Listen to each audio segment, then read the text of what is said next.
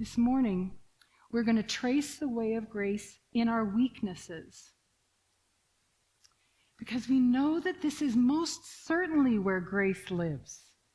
This is the place where we often turn away and we avoid it, at least I do, the weaknesses in our own dark nights, the things that keep you awake and keep replaying on the video screen in your brain.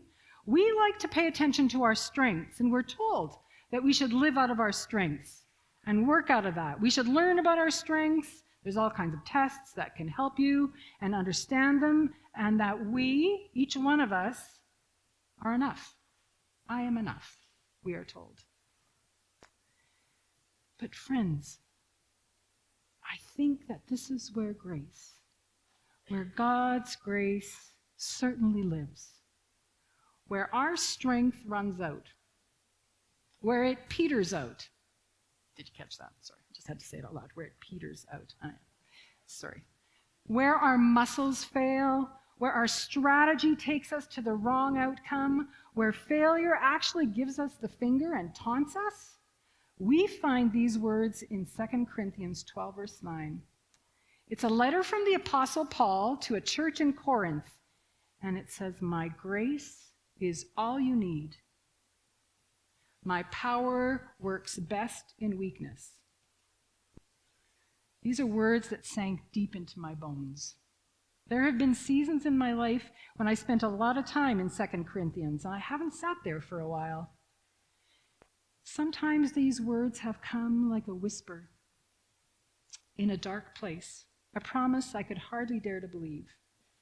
Sometimes I've looked back at a road I've traveled, and I really only see grace through that rearview mirror, coming back to these words with the events in the world as we see them in our newsfeed, with my children grown and my grandchildren growing. The words feel different. Grace has a different weight. This is a Christ-fueled inversion, and it's one that we do not easily accept. My power, says Jesus to Paul, works best in weakness. What kind of grace is this? There are so many ways to talk about grace. John Wesley was a founder of our Free Methodist tradition, and he actually talks about 3 different kinds of grace that I have found helpful as I've thought about this. The first kind of grace is kind of like this residue of creation over the whole world. It's like this residue of the Creator. It's like the imprint. It was a good God who created the world, and there is evidence of that grace that permeates the world in 1,000 different ways, even if you do not know or believe in the Creator of the world as a personal Creator God. It's like the beautiful front yard of a home you walk by. It's not your house, but the beauty is a grace. It's a gift for you from God.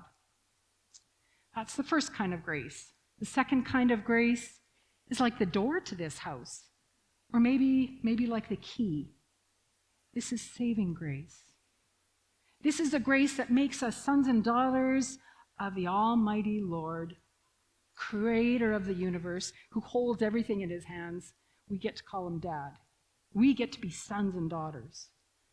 It's a gift of life that's offered to all, taken by those who decide to follow. Come on in.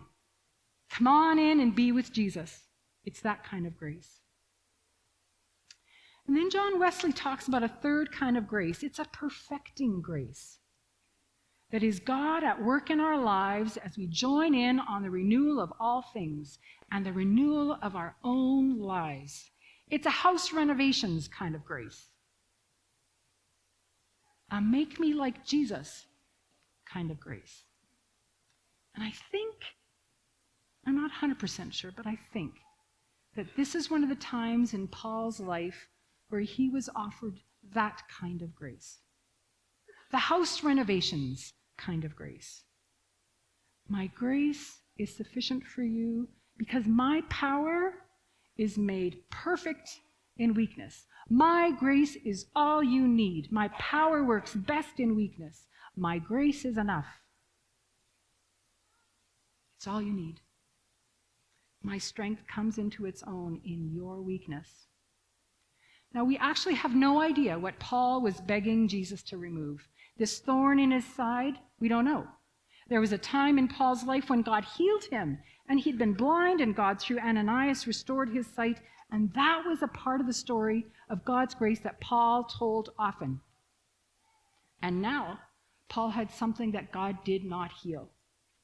God did not remove it. And Paul recognized this also as grace. It became part of his story that he wrote so that we could see. I asked 3 times for this to be removed, and God did not take it. Is there a thorn in your flesh that God has gently refused to heal? You have prayed and prayed, and nothing changes. You've seen the doctors, they seem unable to fix it. Maybe you experience migraines or anxiety, a lack of boundaries, yours or somebody else's. You just can't quite tell where you should be. Maybe you've got an irritable gut. Maybe you are very impulsive in a way that you have a hard time reining in. Maybe it's an addiction that you've not disclosed to anyone. Maybe you've got a lung disease. Maybe you have limitations because of concussions. Maybe your memory is poor or failing. You've reached the intersection here of your power and the beginning of God's. This is not pretending that we've not reached the edge. This is not making up a different reality. This is not compensating. What it's doing is acknowledging the edge of our ability. Because when there is weakness, when there is insufficiency, inadequacy, when the funds do not come through, when your strength has failed, when your strategy did not account for something that was like actually mission critical, when there is a deep and a resonant no to our request, to our strategy. This is where the story pivots, right there. The story changes. This is where Jesus says, my grace is enough, right here. In this space, God's grace begins to shimmer and shine. Maybe it's not the rescue story. Not yet. This is the moment the rescue failed. Prayer was not answered. Because sometimes the grace is evident right in the moment that you need it. Sometimes the grace is illuminated through time. It emerges as we look back. And sometimes the grace is something you can see from one perspective, but not another. But Jesus says to us, my grace is enough.